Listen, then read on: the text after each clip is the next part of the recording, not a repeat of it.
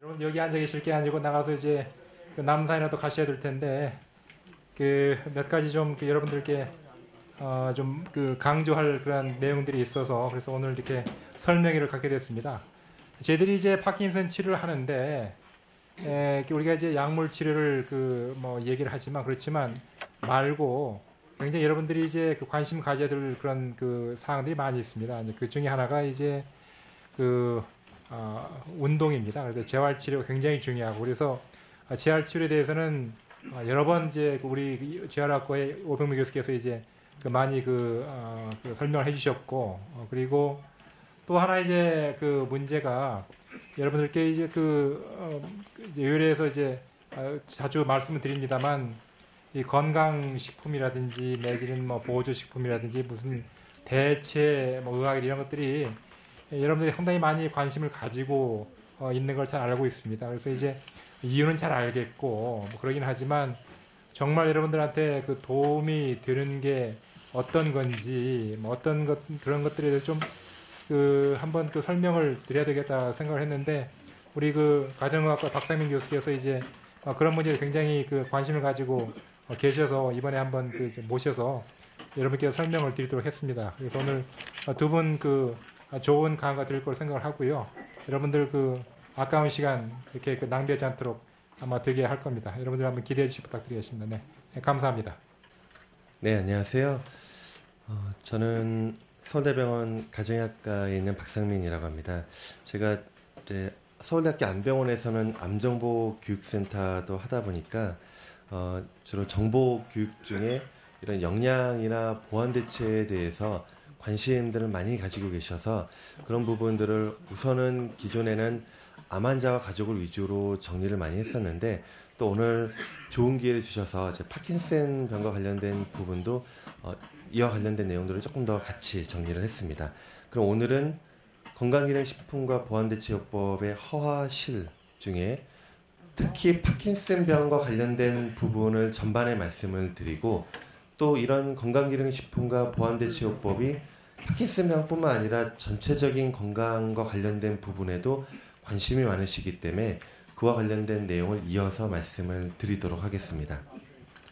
먼저 우리나라 파킨슨병 환자분들이 건강기능식품이나 보완대체요법을 얼마나 사용하고 있는가를 조사한 게 있는데 10명 중 7, 8분 이 중에서도 가족 포함해서 한 7, 80% 정도가 보완대체요법을 경험하는 것으로 알려져 있습니다.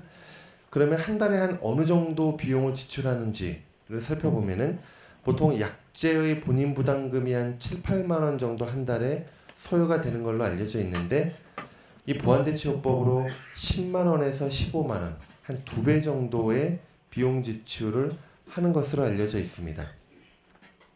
왜 이용하는가를 살펴보면은 가장 흔한 운동 이상 증상 때문에도 사용한다라고 하고 계시고 피로나 통증, 변비 같은 또 다른 증상 때문에도 이런 보완대체요법을 사용하신다라고 하고 보고가 되고 있습니다. 어떤 보완대체요법을 사용하는지 우리나라에서는 가장 흔한 게 허브와 인삼, 그리고 침, 항산화제나 영양제, 알로에, 은행 추출물 등을 가장 흔하게 사용하시는 걸로 보고가 되고 있습니다. 최근에 이런 보도가 있었죠. 파킨슨병 증상에 봉독 약침이 효과가 있었다는 것을 논문으로 보고가 된 게 있었습니다. 근데 이 논문을 유심히 좀 살펴보시면 17명 환자를 대상으로 해서 매우 적은 환자를 대상으로 효과를 본 연구입니다. 또 결과를 살펴보시면 치료를 하지 않았던 군에 비해서 침이나 봉독 약침 두 가지 다 모두 효과가 조금 있는 걸로 보여지는데 뭐 침이나 봉독 약침이나 효과가 뭐 봉독 약침이 더 좋다는 결과는 보이고 있지는 않습니다. 과거에도 이런 파킨슨병의 운동 증상과 관련돼서 침 치료가 효과가 있는지에 대해서 연구들이 꽤 있습니다. 꽤 있는데 물론 아까 연구는 최근에 우리나라에서 나온 연구 한 편이기 때문에 보도가 대대적으로 됐긴 했지만 기존에 있었던 여러 연구들을 모두 다 취합해서 분석을 해봤을 때 일부 효과가 있다라는 연구도 있고 효과가 뭐 미흡하다라는 연구도 있고, 이 모든 연구는 기본 전제 조건은 기존에 하고 있던 치료를 잘 받으면서 추가적으로 침 치료를 했을 때 효과를 본 겁니다. 그런데 그 최종 결과가 어떠냐면은 아직까지는 침이 파킨슨 운동 증상을 개선하는데 효과가 있다는 증거가 아직은 부족하다가 최종 결론입니다.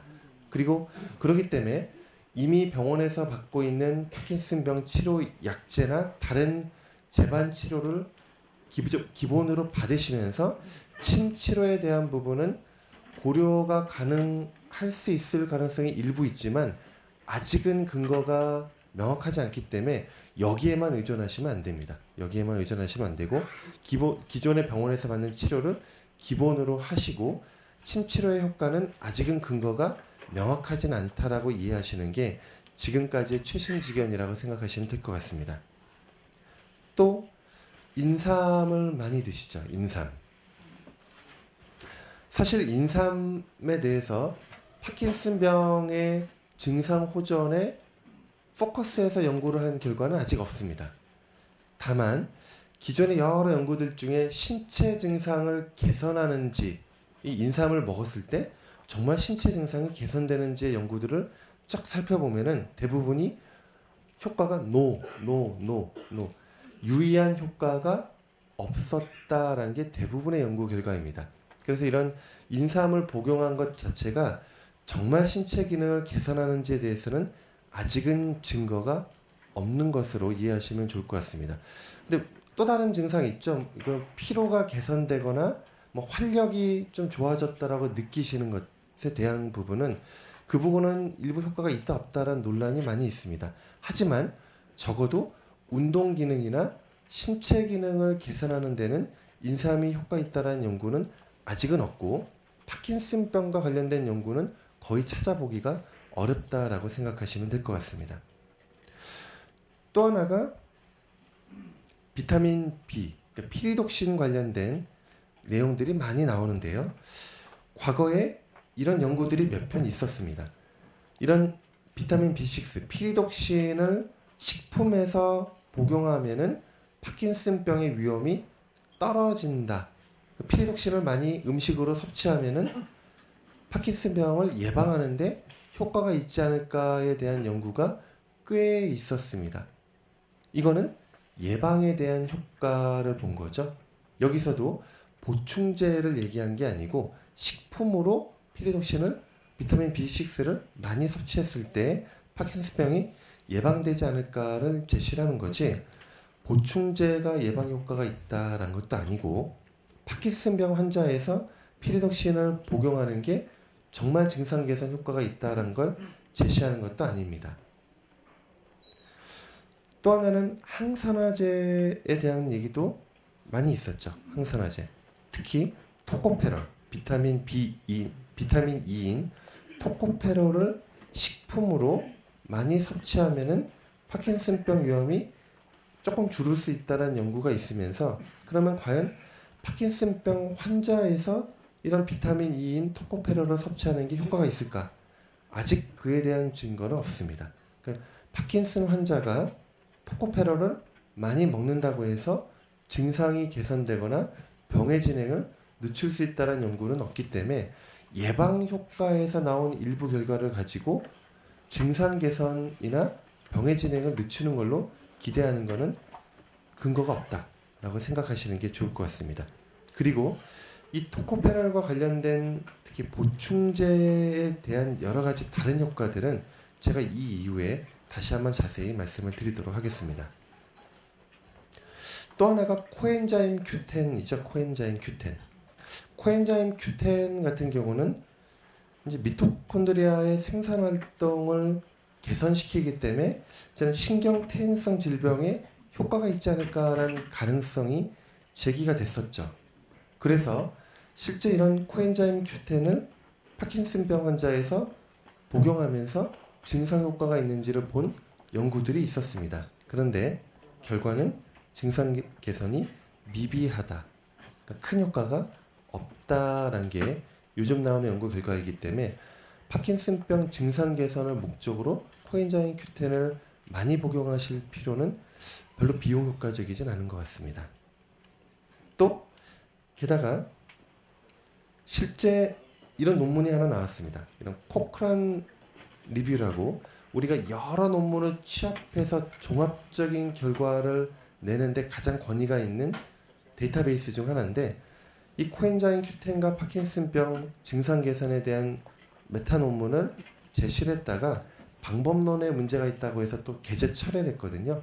근데 게재 철회되기 전에도 별 효과가 없었다는 거고 그 결과마저도 방법론상 문제 때문에 게재 철회가 됐기 때문에 굳이 파킨슨병의 증상 개선 목적으로 코엔자임 Q10을 드시는 것은 크게 권유는 되지 않는 것 같습니다.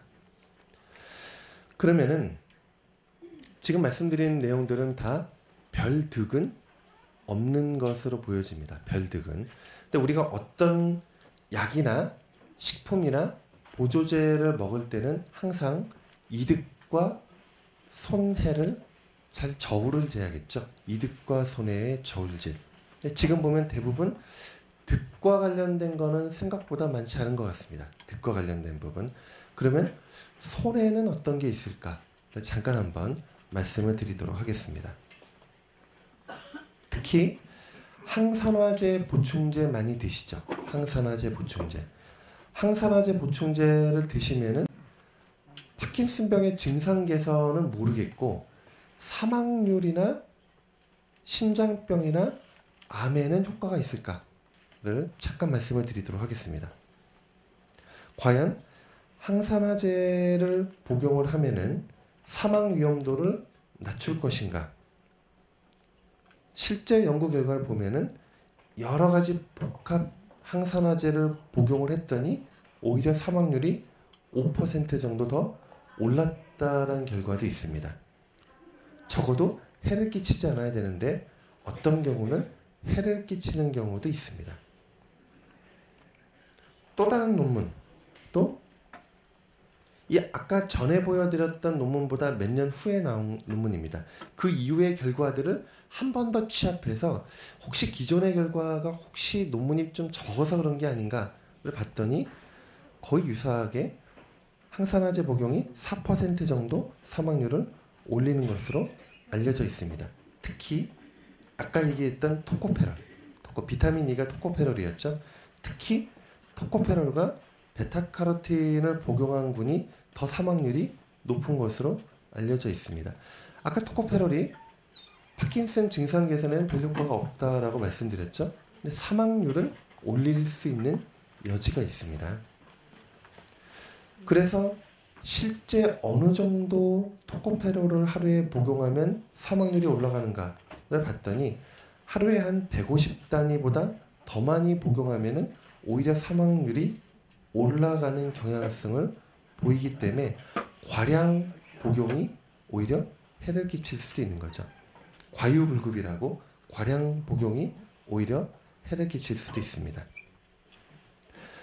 또 하나 우리가 항산화제를 드시는 이유 중 하나가 암을 예방하기 위해서 항산화제 많이들 드시죠. 실제 암이 예방되는지 그동안 여러 연구들이 있었습니다. 특히 그 중에 하나가 베타카로틴, 그러니까 비타민 A와 관련된 거죠. 베타카로틴을 먹었던 보충제로 먹지 않았던 환자에 비해서 먹었던 분이 오히려 폐암 위험이 더 증가하는 결과를 보였습니다. 셀레니움은 어떨까요? 셀레니움? 이건 토코페롤이죠.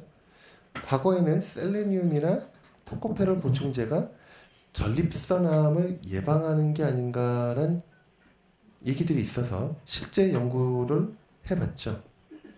그랬더니 토코페롤을 먹는 환자가 전립선암이 오히려 증가하는 결과를 보였고 셀레니움 혹시 많이 드시나요? 셀레니움? 셀레니움 먹는 환자들에서 보충제로 먹는 환자들에서 당뇨병이 오히려 더 잘 생기는 결과도 보였습니다. 그러니까 해를 끼칠 수 있는 가능성이 계속 제시가 되는 거죠. 이런 연구를 수행하려면 돈이 어마어마하게 많이 듭니다.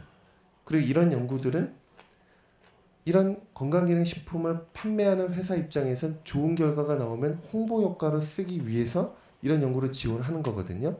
그런데도 오히려 해를 끼치는 결과들이 많이 나오는 거기 때문에 상당히 주의해서 건강기능식품이나 보조제를 드시는 게 더 안전할 것 같습니다.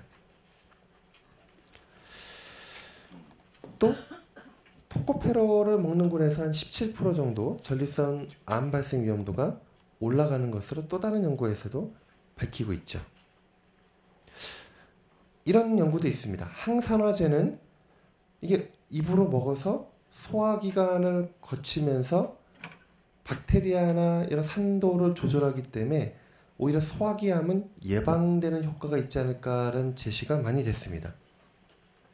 그런데 실제로 항산화제는 소화기암 예방에는 효과가 없었던 걸로 알려져 있고 사망률이 오히려 높았습니다. 여기도 또 다른 연구에서도 사망 위험도가 항산화제 보충제를 먹은 군이 더 높은 것으로 알려져 있습니다.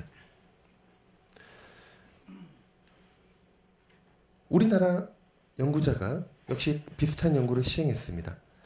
혹시 이런 항산화제 먹으면 암이 예방이 될까? 대부분 암은 예방되지 않고 방광암 같은 경우는 한 50% 정도 더 증가하는 결과도 보였습니다. 전립선암도 셀레니움 먹었을 때 늘고 항산화제 먹으면 방광암도 좀 늘 수 있고 적어도 효과가 있다는 결과를 찾아보기가 매우 어렵습니다. 엽산 많이 드시나요? 엽산. 보통 임신했을 때는 엽산 많이 드시죠? 그거는 태아한테 도움이 되기 때문에 임신 때는 엽산 보충을 권유를 하고 있는데 과거에는 엽산 섭취가 부족하면 대장암이 많이 생기기 때문에 엽산을 적극적으로 보충을 하면은 대장암이 예방되지 않을까라고 해서 실제 이런 연구를 시행한 적이 있습니다. 그런데 엽산을 보충하면은 오히려 나쁜 대장 용종이 더 많이 생기는 결과들을 보이기 때문에 엽산 보충이 대장암이나 대장 용종을 예방하지는 않는 걸로 보여져서 별로 권하지 않고 있습니다. 지금은. 심장병은 어떨까요? 심장병. 지금 말씀드렸던 여러 항산화제를 복용을 하면 심장병이 과연 예방이 될 것인가? 이 연구는 저도 같이 참여해서 시행을 했던 연구인데 심장병 발생과 관련된 연구 50편을 다 취합해서 모았더니 상대 위험도가 1.0입니다. 1.0. 1이면은 예방 효과가 전혀 없는 거거든요. 1. 1을 기준으로 이게 높으냐 낮으냐를 보는데 딱 1입니다. 딱 1. 이 얘기는 항산화제를 아무리 열심히 먹어도 심장병은 전혀 예방되지 않는다라는 걸 뜻하죠. 따라서 미국에는 질병예방서비스특별위원회가 있습니다. 여기서 제시되는 권유안은 가장 근거가 취합돼서 요약된 결과를 제시한다라고 생각하시면 되는데 여기서 이렇게 얘기하고 있습니다. 암이나 심장병 예방을 위해서 여러 항산화제를 보충하는 거나 또는 종합 비타민을 복용하는 것은 큰 효과가 없다라고 하고 또 베타카로틴 같은 경우는 오히려 해를 끼치기 때문에 복용을 권고하지 않는다라고 얘기하고 있습니다. 아까 보면은 토코페롤도 상당히 나쁜 결과들을 꽤 많이 줬죠. 토코페롤도. 셀레니움도 일부 연구에서는 나쁜 결과들을 많이 줬죠. 그렇기 때문에 환자분이나 또는 가족분들에서 굳이 비싼 돈을 들여서 이런 항산화제를 매일매일 적극적으로 드시는 게 크게 도움은 안 되는 것 같고 어떤 경우는 해를 끼칠 수 있다는 것을 함께 염두하시면 좋을 것 같습니다.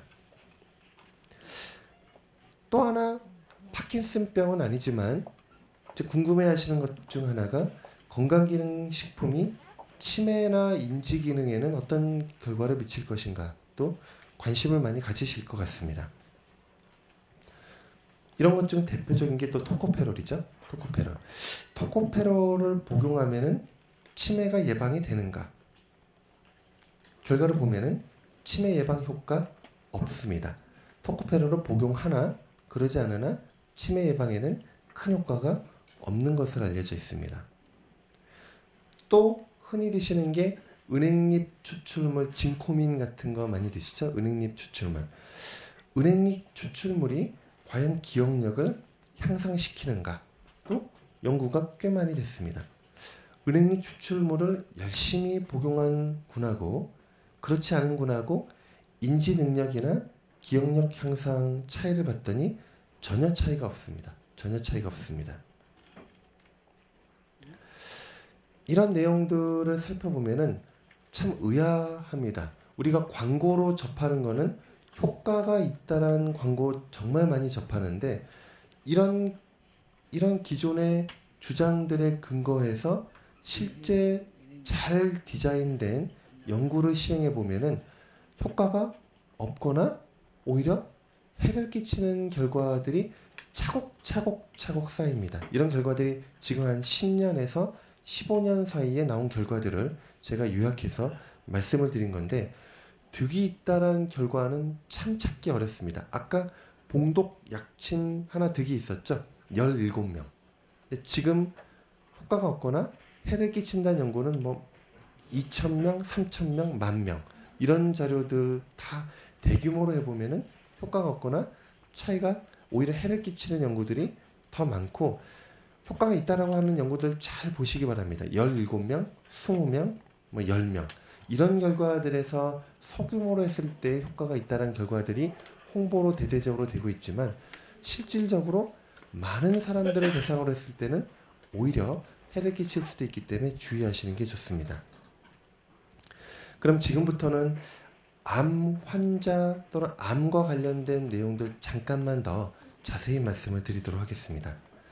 아마 파킨슨 환자분도 아까 10명 중 7, 8명이 건강기능식품이나 보완대체요법을 드시는 것처럼 암 환자분도 보통 10명 중 한 6명 정도는 보완대체요법을 복용을 하시고 또 이에 대한 궁금증이 매우 많으십니다. 그런데 실제 우리나라 암 환자 중에 어떤 분들이 보완대체요법을 많이 먹느냐를 보면 담배 피시는 분들이 많이 먹습니다. 파킨슨 환자에서는 이런 연구가 아직 없습니다. 아직 없는데 왜 암 환자에서 담배를 계속 피우면서 보완대체요법을 드실까? 아마도 본인의 건강을 잘 관리하고 싶으시겠죠. 본인의 건강 잘 관리하고 싶은데 건강식품이나 보완대체요법을 드시면서 나는 내 건강 잘 관리하고 있다라고 착각하실 수도 있습니다. 그러면서 담배는 계속 피우시는 거죠. 우리의 시간과 경제력은 제한돼 있죠. 돈과 시간은 제한돼 있는데 건강기능식품에 너무 많은 돈과 시간과 노력을 투자하시면은 오히려 꼭 필요한 이따 말씀드릴 오병모 교수님께서 말씀하실 운동이나 금연이나 암검진이나 심장병 예방관리 같은 정말 중요한 것은 소홀히 하면서 오히려 해를 끼칠 수 있는 것에 더 많은 시간과 노력을 투자하실 수도 있거든요. 그렇기 때문에 꼭 중요한 게 어떤 것인지를 다시 한번 생각해 보시는 게 필요할 거라고 생각이 됩니다. 파킨슨 환자에서 항산화제 복용했을 때 사망률이 올라가나? 이건 아직 연구가 없습니다. 근데 일반인에서 항산화제 복용했을 때 사망률은 올라가는 건 많이 말씀드렸죠. 암 환자는 항산화제 보충제 복용했을 때 사망률이 올라가는 것으로 알려져 있습니다. 나중에는 파킨슨 환자에서도 이런 연구가 좀 필요하리라고 생각이 됩니다. 게다가 두경부암 환자에서 토코페롤을 400단위를 복용했을 때 이건 두경부암 재발을 막기 위한 목적으로 했겠죠. 그런데 오히려 다른 암이 생길 위험도가 3배, 두경부암이 재발할 위험도가 한 2배 정도 증가합니다.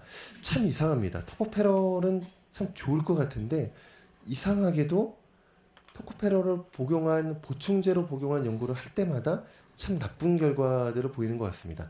파킨슨 환자분에서는 이런 결과가 아직은 없습니다만 기존의 경험으로 봤을 때 일반인에서도 나빴고 암 환자에서도 나빴기 때문에 파킨슨 환자에서도 과연 좋은 효과를 거둘 수 있을까는 잘 모르겠습니다.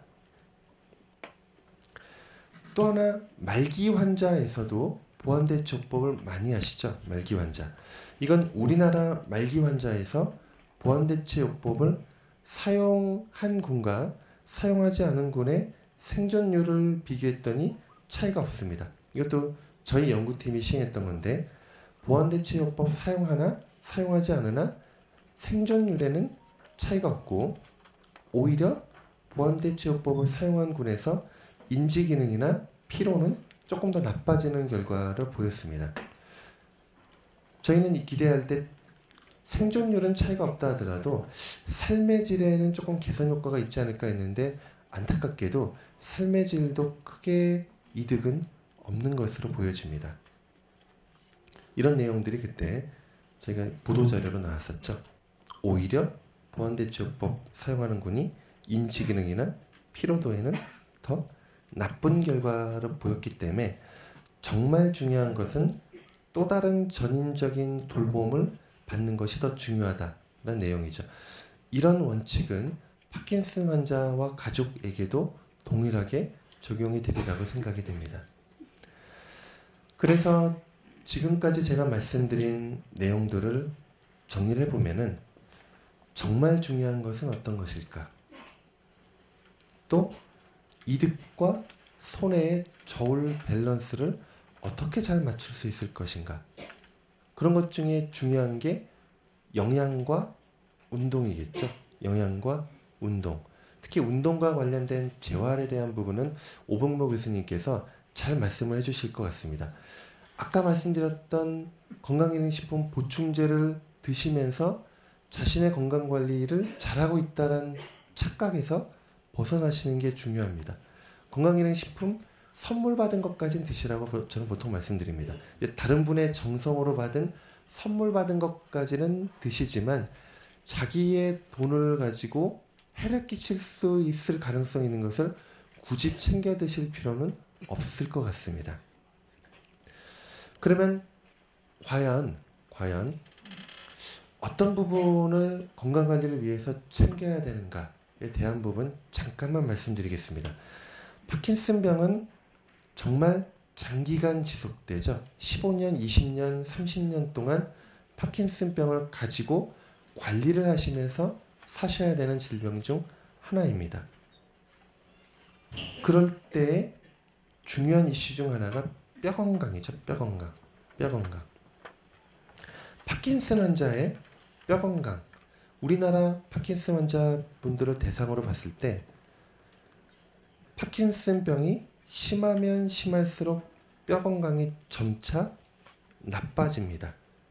그래서 우리나라 파킨슨 환자분들은 골다공증 유병률이 매우 높습니다. 골다공증 유병률이 높다는 것은 넘어지면은 골절이 생길 수 있다는 거죠. 특히 운동기능 증상에 문제가 있을 때는 넘어지시기가 쉽고 그러면 뼈 건강 관리를 잘 안 하시면 바로 골절이 될 수가 있기 때문에 파킨슨 환자에서의 뼈 건강 관리는 매우 중요하다고 할 수 있습니다. 뼈 건강 관리는 어떻게 해야 할까요? 골다공증 검사를 받으셔야겠죠. 그래서 만약에 골다공증이 있으면 골다공증 약을 드셔야겠죠. 그리고 뼈 건강 관리하는 또 다른 방법은 뭐가 있을까요? 칼슘, 비타민 D는 섭취를 생각해 볼 수도 있습니다. 물론 칼슘이 풍부한 음식으로 드실 수도 있고 또 햇빛 노출하는 운동을 통해서 비타민 D 생성을 도와줄 수도 있겠죠. 칼슘이 풍부한 음식은 저지방 칼슘 강화 우유나 칼슘 강화 치즈 같은 것도 하나의 도움이 되겠죠. 햇빛 보는 운동, 산책을 같이 챙기시는 게 비타민 D 생성에도 도움이 되겠죠. 근데 이런 게 어려우면은 칼슘, 비타민 D 복합제, 제가 대부분의 건강기능식품들이나 항산화제는 해를 끼친다고 말씀을 드렸지만 칼슘, 비타민 D 복합제는 파킨슨 환자에서 뼈 건강에 특히 뼈 건강이 나빠지는 데는 예방에 또는 뼈 건강 유지에 일부 도움을 줄 수도 있습니다. 만약에 딱 하나 보충제, 비타민제를 드신다면 저는 개인적으로 칼슘 비타민 D 복합제는 고려를 조심스럽게 해볼 수 있다라고 생각이 됩니다. 왜 뼈 건강이 나빠질까요?